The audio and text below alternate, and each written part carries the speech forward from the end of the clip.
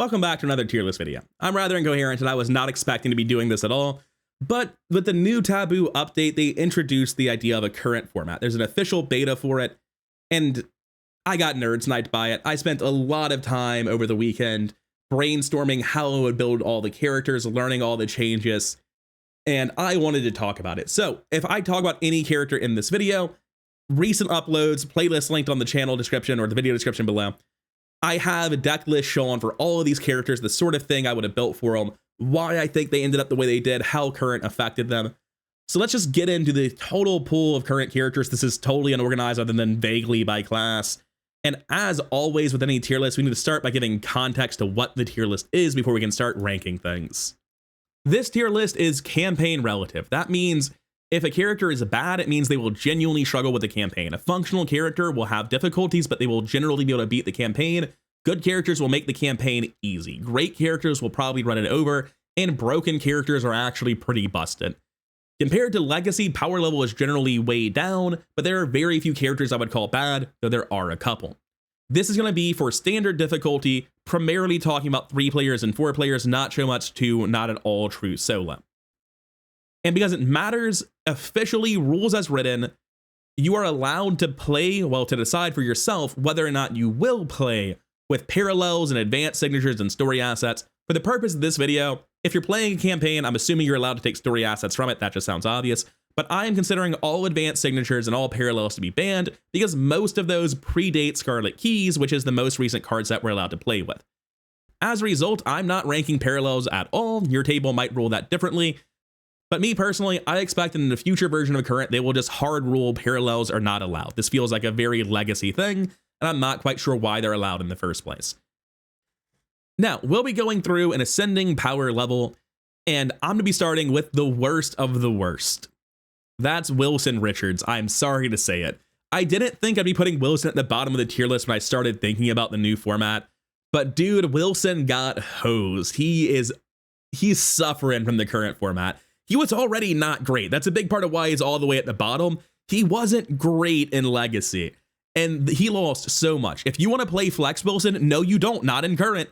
There is no good way for Flex Wilson to get clues at level 0. In terms of Fighter Wilson, there's not a lot going on there either, man. It's real bad. Wilson was not printed with a great number of tools that he actually wanted to play. Combine that with a general degradation in the card pool, and all you're left with is kind of a pretty awful Fighter Wilson in terms of what looks like good Wilson decks to me. Maybe I'm missing something, but we're really debating whether or not he gets to be like the 4th worst character or the absolute bottom on the barrel. Wilson's not looking good. And it really does surprise me he's all the way at the bottom because there are characters on the tier list like Amina Zidane. Amina was printed as like the completion, the capstone to the Doom archetype. This thing Mystics kept getting, where it was never really a full archetype, and they printed Amina and a lot of support for it, so now you can really play Doom. And with current, we've banned all the Doom stuff that came before, so now she's the capstone to a thing that doesn't exist, and that's real bad. Amina is pretty much right with Wilson. They're both borderline non-functional. I can't confidently say that one is really worse than the other. Whether you're playing Amina with all of the Sour Grapes assets that she came with, where they pretended that the Mystic didn't want to use their head, and no, they still want to use their head. The entire rest of the card pool wants to use its head. Like, it doesn't matter if you play Amina thematically on point with all those assets and you're using them at bad numbers, or if you try to brute force your head to be good. Regardless of how you build the deck, you're basically all in on finding Cat Mask, and there is basically no draw left in Mystic, no draw left available to Amina. And you can't really just run a duplicate Sparrow Mask, because if you play Sparrow Mask, you cannot replace it with a Cat Mask. That is against the rules. You have to actually have it get destroyed by a Crypt Show or something.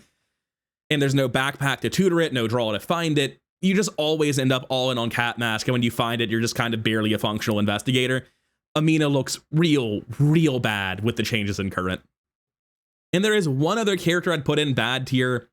You might not be expecting exactly who I'm going to pick, though, of everyone who's left. A lot of people probably went to Skids, and you're right, it is a rogue. It's Alisandre. It's not Skids. I don't think Skids is bad. I think Skids is still functional. We'll talk about that later. Alisandre is the parlay character. And admittedly, most of the parlay cards she cares about are still in the game. What's not is the ability to actually use them. Find Clothes isn't just unsearchable. We didn't just get rid of Backpack 2. We got rid of Fine Clothes. And yeah, Fitzpatrick exists. He's a 2 experience version that gives, by the most generous estimate, half of the same effect. But let's be real, +1 is not the same as -2. -2 is notably better than +2, because lowering the difficulty can result in it hitting 0, which matters a lot for cards like Vamp, which are basically unusable, because when you look at Alisandre's card pool, you know what permanent boost you have access to? Not Gias, not anything from Big Money, not Lola or Delilah or Dario.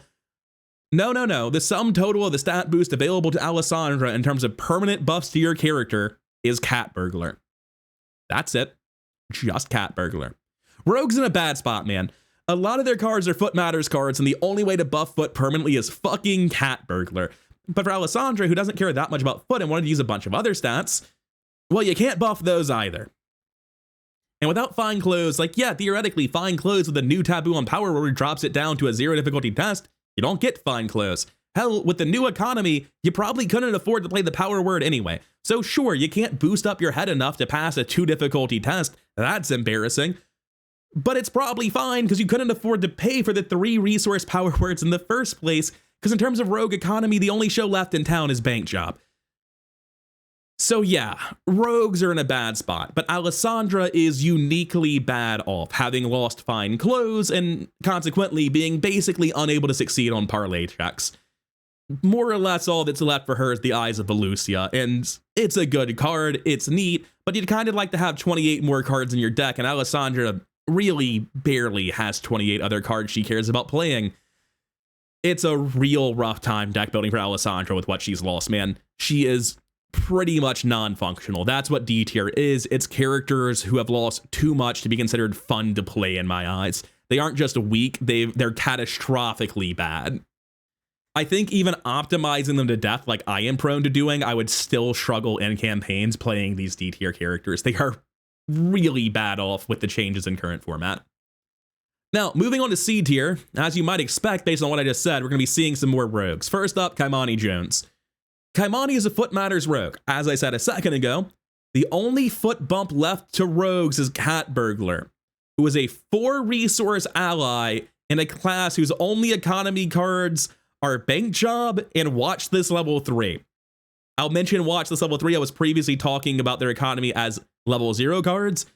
For the purpose of this video, I'm comparing a bunch of decks that were all at 29 experience. I would put a little bit of thought into the level 0 variants. Didn't really think too hard about where they go after that. Gave them 6 bonus experience if they had access to the great work, like Amina does, because it's the only experience permanent left in the game. In the thick of it's out, Arcane Research, Kieran's Opal, down the rabbit hole, all gone. So for Kimani, we're talking about a 29 experience deck. I'll admit that Watch This exists, and I do think I run that in my Kimani list that I planned and talked about in the video. But I'm not sure that even with all the economy you can cram into Kimani, they can afford to buy Cat Burglar, which is literally just 4 experience for 1 foot. He gives bad soak. If you're running him, you needed the foot, so you don't want him to die. His ability is bad.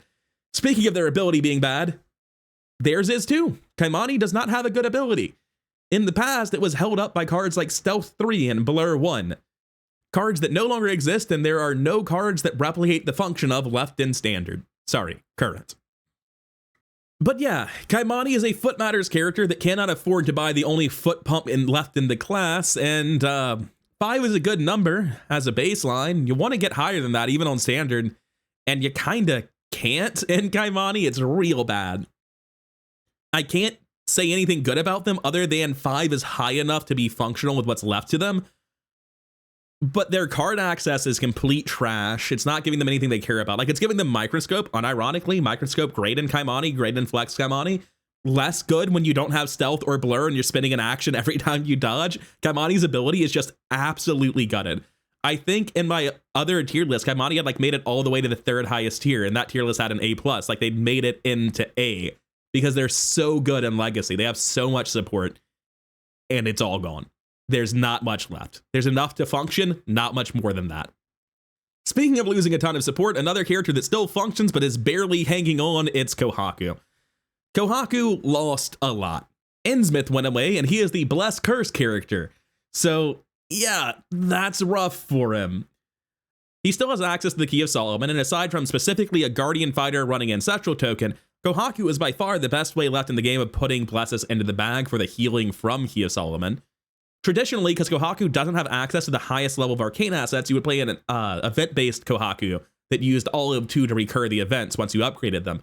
But now the level 0 events don't exist. Read the Sign 0 and Spectral Razor 0 aren't there anymore. So you don't even have access to a full suite of events to play event-based Kohaku at first. You have to start off playing a really setup-heavy, slow, bad numbers 4-head Kohaku, just with the normal arcane assets, and transition into it with experience. Which, if you're playing Kohaku, you already wanted to get Key of Solomon, so you're probably delaying that. Kohaku is still functional. You can still get the stuff that makes him good eventually and have a pretty good character like towards the midpoint of the campaign, but the opening scenarios for Kohaku look catastrophically rough. He's going to be functional. He's never going to be terrible. He's never going to be bad, but I have a hard time seeing how he could ever rise out of C tier with the cards currently available to him. Now, by the skin of his teeth, escaping the bottom 5 on the tier list is Skidzo Tool. This is entirely because Michael got printed. Michael got printed and he is a fist-based rogue, meaning that Skidzo Tool, the part blue fighter rogue, got a lot of direct support from him. Normally, in Legacy, Skidzo Tool has gotten so much support over the years that he's able to drag himself into working numbers with big money and passive stat bumps. That doesn't really work anymore because they're all gone. None of them exist. And normally in the Legacy style of Skids, you would be running dirty fighting. You can't really make a dirty fighting Skids in current because, again, it's kind of just cat burglar. You're not going to pass the evade check in the first place. But you do have access to Beat Cops, Lonnie Ritter, and most importantly by far, Robert Castaigne level 4. It turns out that while Rogue lost almost all of its stat bumps, I have been exaggerating slightly, they didn't lose all the fist bumps. They still have, by far, the 2 best cards that buff your fist, which is really good for Michael, as we'll talk about later, but it's good enough to keep Skids out of the bottom 5. Robert Castaigne is doing a lot of heavy lifting here. I think Skids would be in bad tier if Robert Castaigne didn't exist. But because he does, that card is insane. Scenario 0, gonna be rough. No Charisma, no Beat Cop 2, no Robert Castaigne, looking pretty bad in Scenario 1. The start of the campaign on Skids is going to be hard. Hopefully your flex is good at fighting. But as soon as you get Robert Castaigne into play, you go from being like barely functional to actually just straight up being good. That is how strong Robert is. If Skids were a good character, he'd easily be clearing B tier. But Robert can only get him up so high, and that turns out to be spot number 6 on the tier list. With Skids, we're actually moving on to characters that aren't like on the bad end of functional. They're on the good end of functional. I want to put Charlie a whole lot higher than this, to be honest with you. Personally, I think Fighter Charlie has always been a trap. It's super setup heavy. You have to play your allies, play your weapons. You have to draw so many separate things. You need to generate so many resources. And with a lot of the economy in the game going away, it's even harder to get that setup done than it used to be. You're not going to drop a Faustian bargain. You're going to drop a bank shop. So I don't really think Fighter Charlie is the way to go. I think you're pretty strongly pushed towards playing a Kluber Charlie. And there are some unique advantages to Kluber Charlie because normally pretty much all the movement hacks in the game are gone. One of the advantages of Skids that I didn't really mention, but I should have, is that he has Safeguard. It is not just by far the best movement tool left. It might be the only one. It's certainly the only movement tool that I put in more than one deck. The rest of them all feel pretty niche or pretty bad. So Charlie Kane as a Kluber has access to more movement than most other Klubers. He has access to more soak than most other Klubers. He has some unique strengths. But he's also very setup heavy. At the end of the day, you're just playing a pile of stats and soak with 4 actions a turn thanks to Leo DeLuca and Safeguard. And is that good? Not quite, but it's pretty close. Like, if he weren't quite so setup heavy, maybe he'd make it to B. Maybe I'm under ranking him and he should be out of C tier. I think the bottom half of C tier is notably worse than the top half. Speaking of, let's round out C tier with our final character on the list. It's Hank Samson. I originally had Hank much, much higher than this. I thought that Hank would be an easy B tier, but it turns out kind of the only in-game weapon is Chainsaw, and the only way for you to put more fuel in the Chainsaw, full stop, anything in the game from anyone, it's Ghastly Possession. That's it. That's all you can do. There's no other way to put more fuel in the damn thing. So that's really rough for Hank in terms of scaling as a fighter. In terms of like scenarios 1 through 3, he's going to feel like a B or A tier character. He's a lot better then, but he's still not good. His weapon selection's bad, and it's gotten worse by a lot with current. It's kind of just Derringer and upgraded Fire Axe. Meat Cleaver is gone. Fire Axe 0 is gone. Really good off-class burst cards like Riostrad are gone, right? Hank has lost so much of what he used to fight, and he already had bad options to begin with. But he's also a 5-fist fighter with more base soak than anyone else in the game in Survivor, which is a class that has access to Sparrow Mask, and he has good Mythos stats. So the things that make Hank Samson as a baseline level 0 character durable and effective and likely to pass his test are all still there. It's just that his weapon selection starts off bad and gets worse. Like, it doesn't help that you can't do anything to run Chainsaw plus another weapon. There's just not a way to do that. So once Chainsaw goes into play, that's kind of it. You're using it for the rest of the scenario. So ideally, you're probably going to be using like Dark Horse, Fire Axe, and 1-2 Punch in scenario 8. And that doesn't work well because 1-2 Punch costs money. Like, it's just rough no matter how you try to build out Hank's weapons. Honestly, last second adjustment, I'm putting him, I almost want to put him under Skids. I'm going to put Charlie above Hank though. Hank's weapon selection just ruins the character in current. It is not looking good for him. And as we show off all the other survivors, you're going to see that literally none of them are fighters, and Hank wasn't printed with good weapons, so of course he sucks. And I say sucks kind of in air quotes here. He is functional. He's on the good end of functional. It's just like a huge Achilles heel that is crippling the character. And Hank came out with Hemlock, so like maybe next expansion will have a good survivor weapon, and he'll start functioning for one cycle of current. But for now, like, Hank just doesn't work, and it's not because of some intrinsic flaw of the character. It's because of weapon selection at every point in the game, but especially in the late game. As an example of the many fighters that I consider better than Hank, we have Marion Dvarez. I quite like Marion in Legacy. She's one of my favorite characters, but she is way less interesting in current.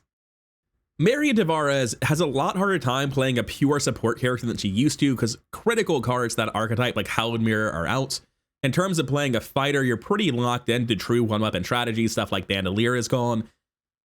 But in spite of all that, if you're just going to play a one-weapon fighter using stuff like Machete and Blessed Blade 4, there's still a lot of good events available to Marion. She still has a rock-solid ability to fight.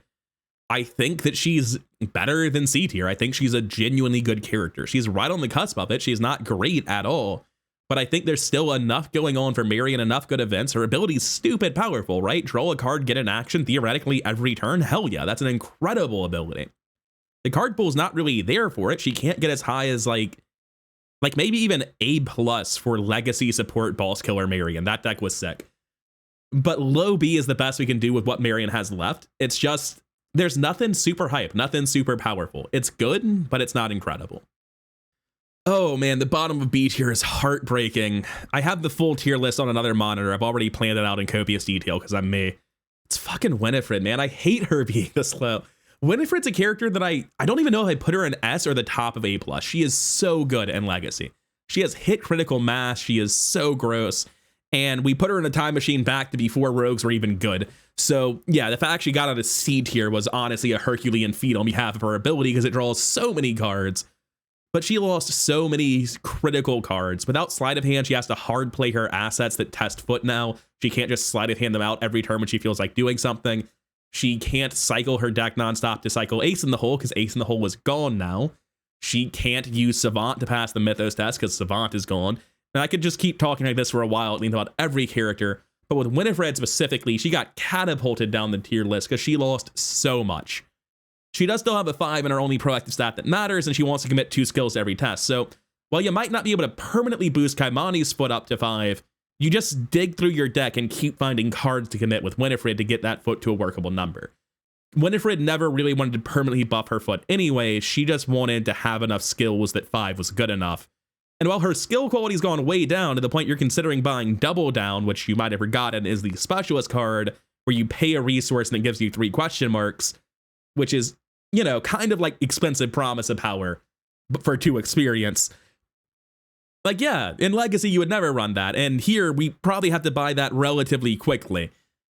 So Winifred's taken a lot of hits. The things that were super broken just aren't there. The things that are great are getting downgraded to good. But Winifred is such a powerful ability that even having gone back in time to a much worse place for Rogue, she still makes it into good tier.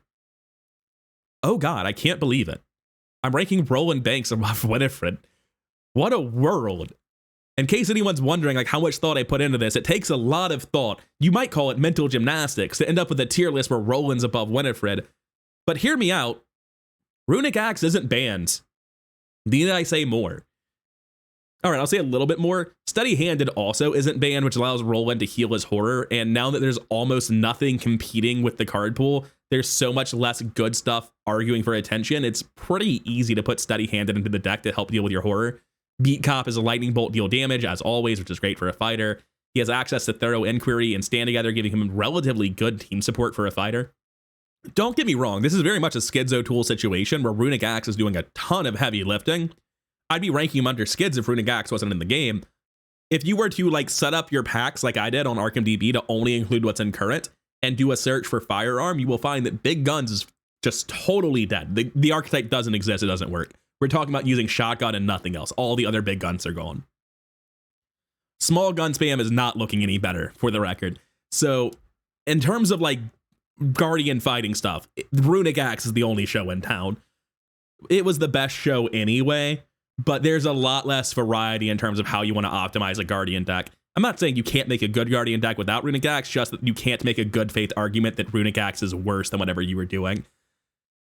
I don't think that was true in the previous version of the game. In Legacy, I think there are really good arguments for stuff like Survival Knife or full big gun setups where team composition and deck construction matters, where Runic Axe was always in contention for best, but never necessarily clearly the best, just the easiest and simplest. Now, though, nah, it's Runic Axe. If you're playing a Guardian and you have two hands, sorry, Marion, you probably want to play Runic Axe. Wilson Richards doesn't get Guardian 5. He only gets Guardian 4. If he got Runic Axe, he'd be at the bottom of seed here. Not even joking. So yeah, Roland's just got the ability to deal with his horror weakness. That's still in the card pool. He's got relatively good team support and the best method of fighting in the format. So he gets to make it to B tier. He's not exceptional. He's got weaknesses. He doesn't have like great strengths. He's pretty much all in on finding Runic Axe. And a lot of the time that means he's going to give the entire Thorough Inquiry to himself, because if he doesn't find it, he's a different character. But a lot of the time he's going to find that Runic Axe and just be a great fighter, which is more than many characters in the format can say. I had to do a decent bit of mental gymnastics and refinement to get Stella this high. I don't want to be unclear about this. I'm putting Stella as high as I possibly can on the tier list, and I put more work into her decks and thinking about her than almost any other character. Stella's Scenario 1 is god-awful. If you are playing Untabooed Current, which is a format you are obviously allowed to play, that'll give you Drawing Thin and Shed a Light at level 0, and Stella probably goes up somewhere in A tier. At least. But because those things cost experience, my final deck plan doesn't even get Drawing Thin, and Shadow Light's going to take a while to get. The issue with Stella is that without in the thick of it, you're 8 experience in the hole getting quick learners, you're putting off At a Crossroads and every other cheap good experience card for longer than any other survivor. There are just so many things you're delaying getting, and you're barely functional as a character at all before you get quick learner. You can do enough to get clues, you basically can't play a functional flex until you get Fire Axe, which costs 2 experience. There is no level 0 Fire Axe, so you basically just want to play Stella as Clover, and that's going to be Struggle Bus on Scenario 1, so that's the main thing. Scenario 1 just really sucks, and her lack of level 0 fighting options kind of pushes her hard into the main Clover role, where she is arguably at her worst in Scenario 1, at least in Legacy. In Scenario 1 in Current, I don't even think there's an alternative to playing Clover that really feels like a complete deck. However, she's not going to die. She will eventually draw the cards and get the amount of clues you expect her to get. It's just going to take a while because she doesn't have great draw anymore, because you can't end the thick of it At a Crossroads and Unrelenting, because Unrelenting is not even in the format, and in the thick of it's gone too. But once you get over that opening hump where you've got in Quick Learner and you're buying your other cards, and you start building into what I think is the best cluing method available to Stella is going to be Dark Horse to use Mariner's Compass too. But whatever you're doing after Quick Learner, at that point, Stella starts being a genuinely good character. Until then, you're kind of on the struggle bus. So Stella's a weird spot where like Scenario 5 high in A, Scenario 1 low in C. And she just averages out somewhere in the middle of B. Speaking of weird wins, Vincent Lee is weird in that he's a Seeker below A tier. It's kind of funny how this played out, because originally in Legacy, one of my main gripes with Vincent is I wanted so many different cards that I couldn't fit the broken movement hacks from Seeker. Seeker lost all its movement hacks and Vincent kept safeguards, so he has better movement than every other Seeker. He's still the worst one. I don't know how this happens. In this case, it's because all the Seekers end up being really, really powerful Cloovers. Vincent's just a pretty good flex. He has a Runic Axe, not the fighty Runic Axe, just the kind of okay flexy Runic Axe. He has the ability to find clues really reliably for a flex. He has to find that Runic Axe, which can be a little bit of trouble with his reduced draw, but he does still have access to Out of Crossroads and a good chunk of Seeker cards, so less draw than Legacy for sure, but a lot of draw to help him find it. He's definitely a clue-tilted flex, where if he doesn't find that axe quickly, he can put pressure on your team. But he does have access to the best form of healing in the Healing Myconid. It's up there with Kyosalan, probably tied for first place with that card. So he has some really unique good things going for him with Safeguard as a Clover, Runic Axe to like do minimal investment to be a flex, which I think every other flex character in current is spending more. He's sort of exactly like Legacy, where he's like flex mark writ small, but very differently. And in this case, there's no flex mark. There's no one doing it better than him, but it's still only good. It was never incredible. It was vastly outshined in Legacy. Here, I think it's better than about half the characters. I think there are 28, so that puts him one spot. Yeah, that puts him 1.5 spots below the dead middle of the tier list. Like, it's a good, solid game plan. It's just compared to some of the more powerful stuff you can do, especially in scenario 1 where he just straight up sucks at fighting. I think he's not, like, if he had Runic Axe level 8 immediately, straight to A tier. But he doesn't. He has to play the game before that point, and that really hurts him. So I think high in B tier is where he will fall. Now, if you were upset seeing characters like Wifred and Stella in B tier, I don't think you're going to get any happier seeing me place Wendy there. As I mentioned with Kimani, they murdered Foot Matters as an archetype. So, all the foot bumps from Rogue, not really useful. Really hard for Wendy to pass that Pilfer check these days. Especially because Wendy also lost Pete Sylvester and Moonstone. Every single part of Foot Matters and Wendy basically gone except for Pilfer and Backstab. Breaking and Entering 0 is also out, by the way. She can still make good use of a lockpick, but aside from that, there's not a lot of the proactive stuff from Wendy that's still there. In terms of powerful combos, well, we kind of have the opposite of those.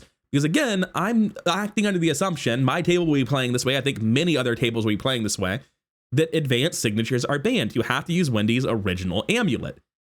And Out of Crossroads is one of the best draw cards in the game, which is an event that you cannot play, and when you draw it, you are forced to trigger it and put it in your discard pile.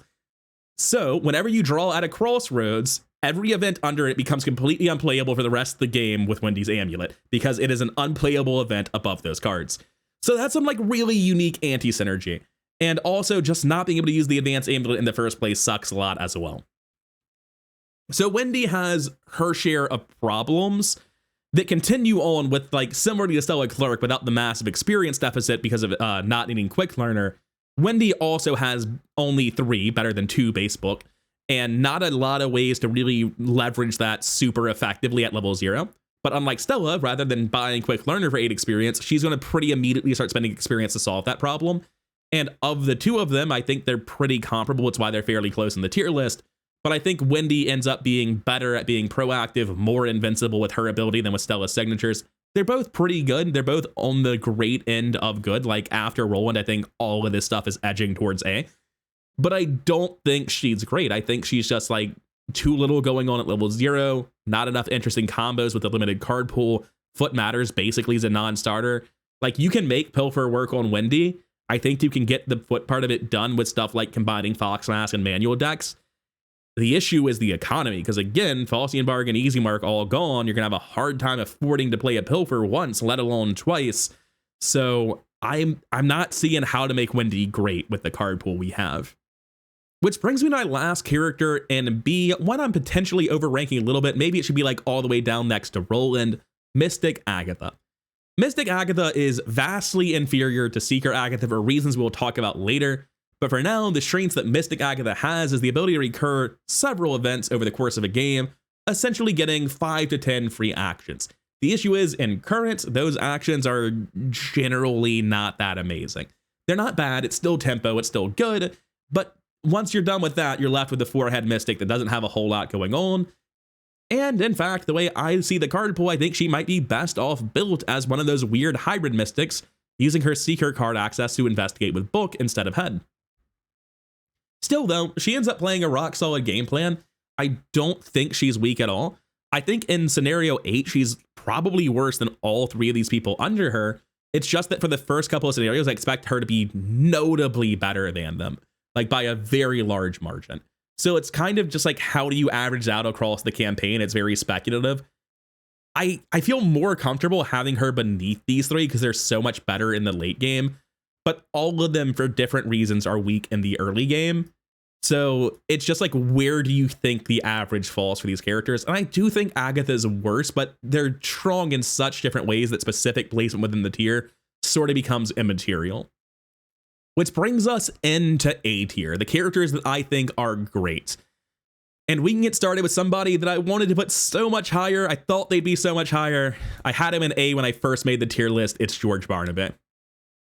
George was printed with so much of his support, and while losing access to stuff like corner does hurt his ability to play a flex game plan, I already thought he was better as a clover and wasn't running cornered anyway. What I didn't immediately appreciate when I thought George would be high in A or low in S was how badly the skill selection for him gets hurt. Losing cards like Unrelenting and Resourceful is absolutely gutting for a character built entirely around recurring those. George's skill selection is so bad that he ends up being by far best off running Long Shot, not to use it himself in any capacity, but because like it's competing with manual decks or something like that. You're just struggling to get enough skills to reliably discard skills into the boat that you have to start running really weird skills, not bad skills, but not skills that were initially on your list, that were on your radar when you were thinking about getting skills for George's boat. He loses a lot of draw and a lot of consistency because of that. He loses a lot of late game power because of that. He's still George fucking Barnaby though, so he's incredible. It's just that he is so much worse than Legacy George, because it's more than just those two skills, obviously. Those are by far the biggest losses he suffered, unless you're trying to play Flex George, in which case he's straight up dead, they killed cornered. But Clover George is still playing the same game. He draws a ton of extra cards, his discard effects are effectively negligible because he just commits the card from under the boat. It's very, very strong. One of the few movement cards left in the game is Bound with Horizon, which is only really excellent in George because no one else is really looking to play the discard archetype. He's in a very, very good spot. He's not broken at all. He's a shadow of what he is in Legacy, but that's going to be true of everyone. I want to be clear now. I think the best characters in S tier would be like high in A+ in Legacy. I think the characters in A tier, like this version of George, would be a low A or maybe even a B. There's no A+ in this tier list, by the way. So we're talking like everything at the top of this does not hold a candle to stuff like Amanda from the Legacy format, where they are so good at finding clues that counts as team support. We're not doing that in current. So George might be vastly worse than Legacy George, but he's still great compared to what the campaign expects of you. I think it's about time we traveled back in time to the current format and embraced our Seeker overlords, because we went into a time machine. Rogues are bad again, Mystics have no options, and Seekers are on top. Seekers, I would say, lost more than anyone. Shortcut, Pathfinder, Deduction 2, I could probably list cards nonstop for quite a while if I felt like it. But here's the thing. Of course they lost the most. They had more than anyone else. They're still just fine. Most of their completely broken nonsense is gone. Right now, as far as I can see, the best clue finding method for Seekers is Antikythera, Steady-Handed, and Fine Tuning. They trigger Antikythera twice a turn for resources, cards, and extra clues. And exactly how much will vary. I'm going to call it like 1.5 clues, half a card, half a resource per turn. It might be less than that in reality because you're going to spend more move actions now because Seekers don't have Pathfinder, Shortcut, or Hiking Boots and actually have to move. But in spite of how much Seekers have lost, they still have the best base book score, generally good mythos stats. They still have pretty much all of the draw left in the game, short of at a crossroads. Is Thorough Inquiry a hell of a lot worse than Deep Knowledge? Yes. Is there a gaping hole in my heart where Practice makes perfect used to be? Absolutely. Does any of this cripple Seekers? No. It slows them down. They go from broken to great. And I want to be clear. Again, this version of broken is broken compared to what the campaign expected of you. What Amanda did was a war crime. No one's getting as out of hand as the other broken tier from Legacy. But Lucius is still doing damn fine work. He's not doing broken Rogue Seeker combos. None of that exists. Eldritch Sophist is gone. Red Clock is gone. It's very sad looking to build cool stuff with Lucius now.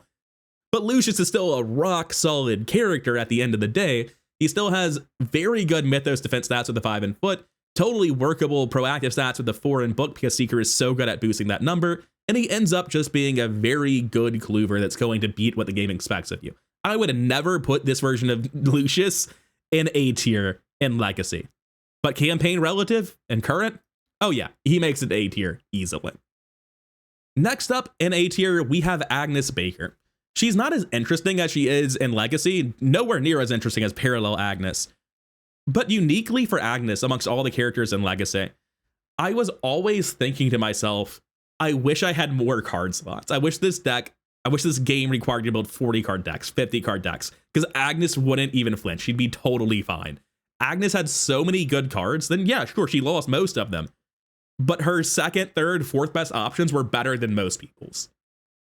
I don't feel the need to talk too long about Agnes. Mystic assets still exist. She is a 5-head Mystic with Sparrow Mask. She has Live and Learn and Lucky and a 3 in her other Mythos stat. She's really proactively strong, super reliable, very effective. Her ability kind of sucks. Like, her ability is straight up bad, but her card pool and stat line is incredible. God, this tier list looks so weird to me. I believe in it. I think everything I'm saying is true. And I'm putting Gloria up next.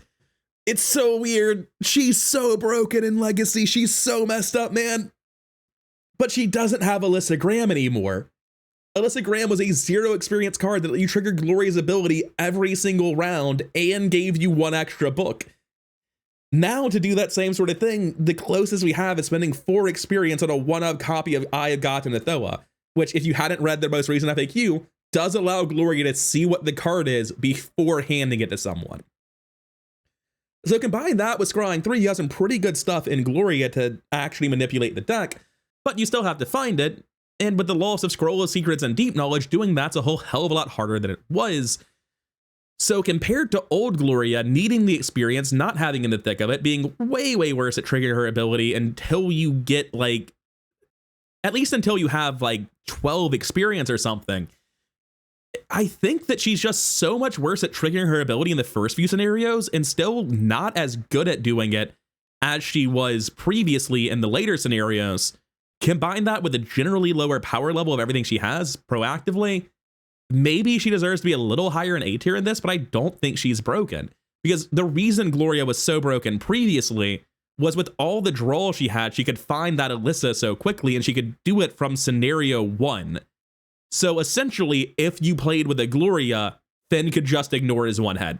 Any character could just ignore their Achilles heel and trust Gloria to keep them safe. You have to care at least a little now. We're going to cycle back to Gloria later, though, because I think I'm going to move her.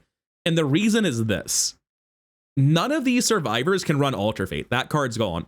Agnes, Agatha, all these mystics, none of them can run Warded Protection level 2. That card's gone. Do you know how Skids is supposed to deal with Frozen in Fear? You run Calculated Risk because it's the only card in the deck. You can't run You Handle This One. That doesn't exist either. You can't run Savant. That doesn't exist either. So a lot of these characters have like one solution to Frozen in Fear. And if they auto-fail it, you're frozen in fear for the rest of the game. Get fucked, buddy. That's kind of how it feels.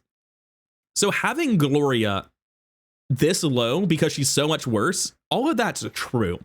But at the end of this, we'll see how high I can put her, because what she's doing is actually becoming more valuable, even if she is worse at doing it. So I think that she is currently underranked, probably by a lot. We'll see how high she can go. Let's move on for now. This is the funniest one on the tier list for me. We have Kate Winthrop up next. It's basically the same deck I run with Lucius. When I was optimizing both these characters, I did it separately, like hours apart. And at the end of the Kate list, I was like, wait a second, I've seen this before. Why would I have seen this before? It's a science deck. Who else would run this? And I realized that I was just running all the same cards in Lucius Galloway because the Antikythera combo with steady-handed and fine-tuning is just really good clue compression. It's kind of the best thing Seekers have going for them currently. And it's obviously a lot better in Kate, where it lets you trigger the Flux Stabilizer all the time and has synergy with your character than it is in Lucius. I think that Kate just ends up being a better character than Lucius. All the unique, powerful stuff here is just worse than Flux Stabilizer in a science deck. I don't know why I said all the unique, powerful stuff here. There isn't any. His ability sucks in current. It wasn't very good in Legacy either, but it's awful in current. Hilariously, he has access to more foot pumps than rogues because they printed that foot pump ally for Seekers. But even then, like, you just don't want to be evading on this guy. Just get the clues instead. Go win the game. Let your fighter do his job. Why are you evading? So yeah, I think Kate is confidently better than what Lucius is doing, because basically Lucius is a Kate knockoff. I think the things that capitalize on what Lucius does are way worse than Antikythera. But at the same time, it's still good in Lucius, and it's a little bit better in Kate. Enough to get her ahead of Agnes, at least. And for my last character in A tier, before we move on to the stuff that feels genuinely broken to everything else that I think will just steamroll the campaign, we've got Carson Sinclair. Carson is incredible team support, man. He's not as good as he was, no deep knowledge, no hallowed mirror, decidedly weaker. But again, just like Gloria, what support is left matters more. So he's still able to run stuff like Thorough Inquiry, it's just worse deep knowledge. He's still able to run stuff like Garish Kadakia and the Obsidian Mirror, these cards that can soak for your team. He's still very, very good. But Carson's just rock solid. He essentially makes your whole team unkillable to damage and horror, and on top of that gives you 33% more turn every turn, provided you're not in 4 players and he's running out of actions. He's very, very good. It's hard to say that Carson's any specific value because it's going to depend so much on your teammates, but I think for most teams, Carson is very nearly broken. He's incredibly helpful. And I also think he's worse than Gloria. Just going to move Gloria to the top of A tier for now. See if she gets into S, because we're moving on to S tier. And starting off our S tier, with this many Seekers, it should come as no surprise that we're starting on a Seeker. It's going to be Daisy Walker. Daisy Walker's got incredible tempo, library pass 5, Grim Memoir is just rock solid. You can't use Scroll of Secrets to loop it turn after turn after turn anymore. You have to draw it again the hard way, which, you know, is unfortunate. But it's still very good in spite of that. A base 5 in book and Seeker card pool will just do a lot to carry you, and she has a very meaningful ability. There's an argument that I'm over-ranking her, that maybe she should only be an A tier. It's mostly just that an extra action to Grim Memoir every turn and skipping all the play actions from Library Pass. Like, with no movement tech, Library Pass is more important than it used to be, right? Getting to skip the play actions for Old Book of Lore and Grim Memoir is a big, big deal in a world where Seekers have to actually walk everywhere they're going. I think she deserves the S tier. She's like right on the precipice of falling out of it, but I do think she deserves it. But at the same time, I've been feeling like there's a big gap between her and the next character, and I know I'm about to drag Gloria up into S tier, so I'm going to knock her down to A, bring Gloria up, stop fighting it, and bring in the next character in S tier, which I don't know that Gloria will move past, Agatha Crane. Seeker version this time. Agatha Crane as a Seeker does a lot that Agatha Crane does not do as a Mystic. Same general idea, use book to find clues, but I'm better at it as a Seeker, recur events, but the events this time are crazy draw events like Cryptic Research. Recurring Cryptic Research basically guarantees that she can assemble whatever combo she wants very, very quickly. In addition to that, it means that you have so much draw that you can start giving it to your teammates, which, as we've established, there's not a lot of draw in the game. Being able to give your teammates draw is a very premium thing to be able to do in terms of team support.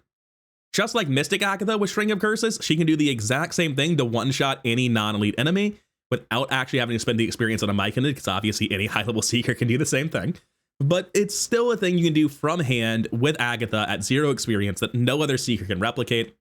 She's just got a ton of tempo. I feel like she has a larger variety of more interesting and more powerful things to do with her ability.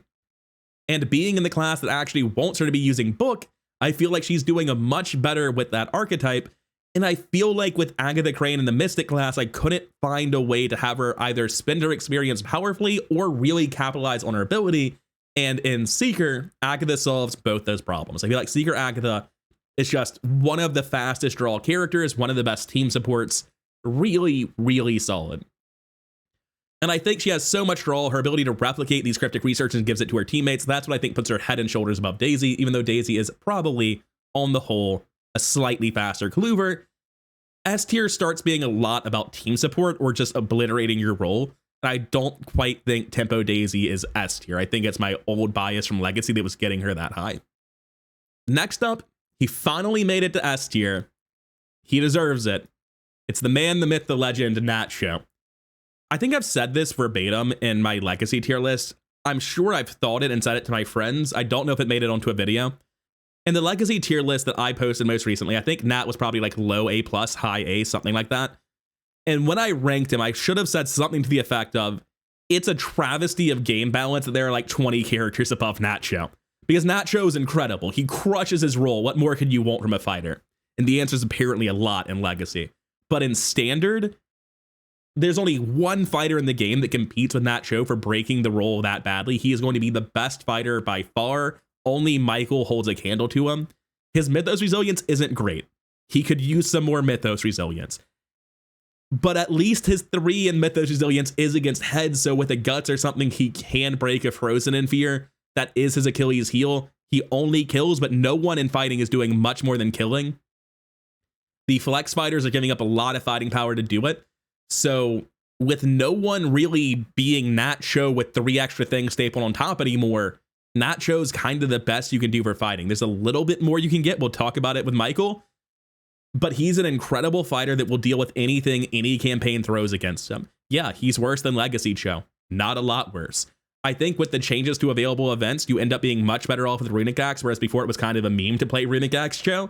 Now I think Boxing Gloves is legitimately worse, but either way, he's going to perform pretty similarly and end up right in the same spot on the tier list. He's incredible. He's great at fighting.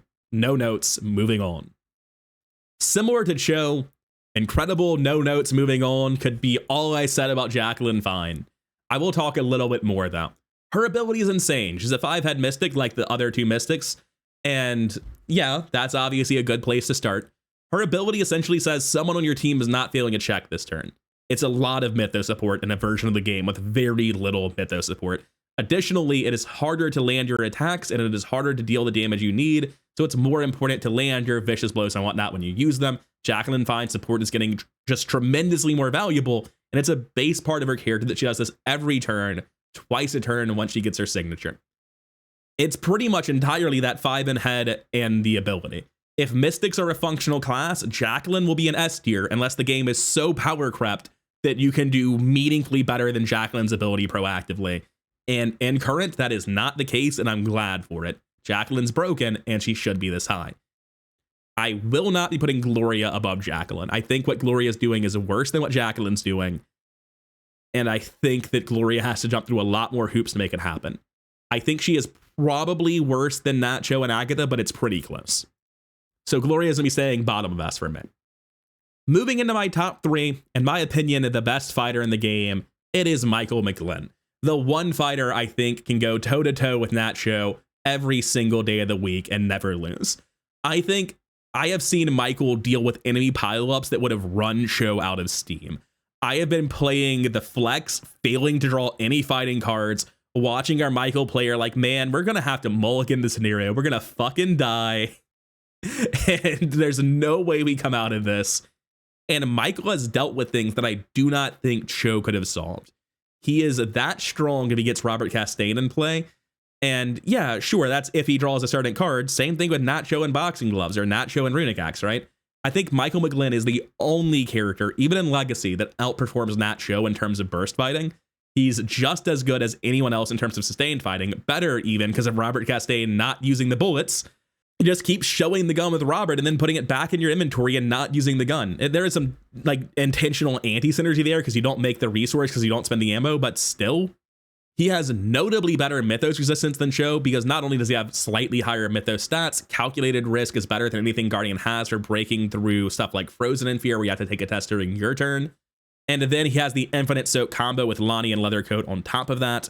So yeah, he's Nat Cho plus. There's one guy left that does it. He's definitely worse than in Legacy, but he's not that much worse than in Legacy. If it weren't for Nat Cho, he would be unparalleled as a fighter. And even then, I think he is notably above Nat Cho, despite the fact there is only a 1 spot gap between them.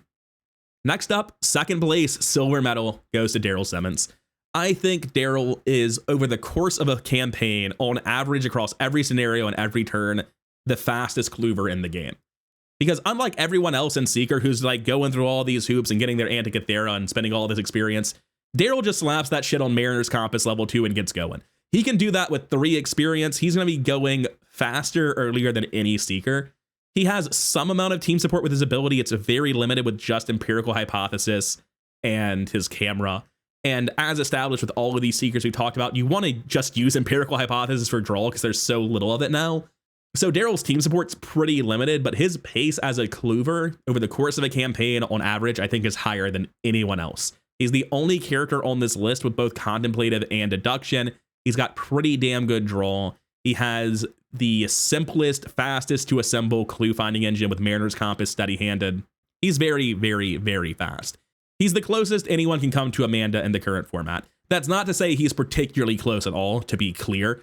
Legacy Amanda could probably beat any two Cluevers on this tier list put together. She could probably do that on the Legacy tier list too. It's definitely closer. But yeah, Daryl Simmons is a relatively durable, incredibly fast Cluever. And yeah, that gets you to the top of the tier list. I think Jacqueline has an argument to being above these two. I think Daryl and Michael sort of fit into the exact same role. I'll think more about it in a second. For now, let's finish off listing the characters with Harvey Walters, my #1 Cluever and #1 spot overall. This isn't Flex Harvey. He still has the mic in it, but he's lost the blood rights, and the loss of Occult Lexicon and the associated blood rights really does hurt his ability to flex. But he is unparalleled as support with his own specific form of support that no one else has. Agatha Crane has it a little bit, but nowhere to the same level as Harvey. Harvey can use his ability, empirical hypothesis with peer review, and his signature asset to give away 3 card draws to his team every single turn in a version of the game where card draw is at the highest premium it's ever been. Harvey's card draw support allows characters with consistency issues to just overcome them in a version of the game where they otherwise never could. Anyone benefits from draw. It's not just fixing consistency issues. You give Michael, McGlin, or Daryl 3 extra cards a turn, they're going to do a lot of work with them. It is insane how much card draw he can give to his team. And in terms of clue finding speed, he's probably a little bit worse than Agatha or Daisy, about the same as Kate or Lucius. But his team support in terms of draw is insane. His Mythos resilience is as good as any other Seeker, which is to say he's going to be good against head and he's going to fail the foot check. Every Seeker has a stat they're basically just failing with the loss of Survey the Area and several other cards. I think Harvey Walters and Kate proactively are pretty damn close to Lucius in terms of what they're doing. But Kate has the Flux Stabilizer and Harvey has an ungodly amount of draw that he can share with his team if he needs to, which eventually, once he's fully set up, he can. Now, working backwards, is Jacqueline better than Harvey? No, that draw is ridiculous. Is Jacqueline better than Daryl? And I pause immediately. I don't know. After a lot of additional thought about it, I think I'm happy with S tier. I do genuinely think the characters above Jacqueline are better than her, though it's very apples to oranges. And I do think that because Gloria can't get her Mythos resilience for the team online as quickly or as reliably as she used to, I end up thinking that Agatha's ability to spam Cosmic Revelation and give draw to her team is more valuable than Gloria's team support, and that Agatha's a generally stronger Cluever than Gloria is on top of that. I think Nat Show's raw ability as a fighter is genuinely more impressive than either of these characters. Jacqueline's team support blows away everyone under her. And it's just Michael being Nat Show, but better with more Mythos resilience and infinite soak that gets him above Jacqueline. Daryl is... God, I'm being too nice to Daryl. It's because I personally like Daryl. I knew there was something wrong. I just had to say it out loud to get through it. Daryl's fast as hell and resilient as hell. And he's not better than Jacqueline. He's not better than Michael. And I think I'm happy with it now. Anyways, that's where I am. That's where I've wound up after 2 days straight of theory crafting for the current format. I have, before this video goes live, posted a video for every single class in the game, talking about how to build their decks, showing deck lists of exactly what I would do currently. And I expect they're not fully refined, but I wanted to get out the Theorycraft videos and discuss it immediately because I was super hyped about it. I hope this was interesting for you to watch. I hope you had a good time watching it, and thank you for your time. This is not going to be the return of regular Arkham content. I'm sorry if you made it all the way through the series. I'm probably going into Fallout like I said I originally was. I was not expecting to get super hyped about a big new taboo drop right after I said I was doing Fallout content. So this has been a detour to Arkham, but the detour's over. I've had a blast talking about it. I hope you enjoyed listening to it. Moving on to other things in the near future. Thank you for your time, and hopefully, even though it won't be Arkham, I'll see you in the next one.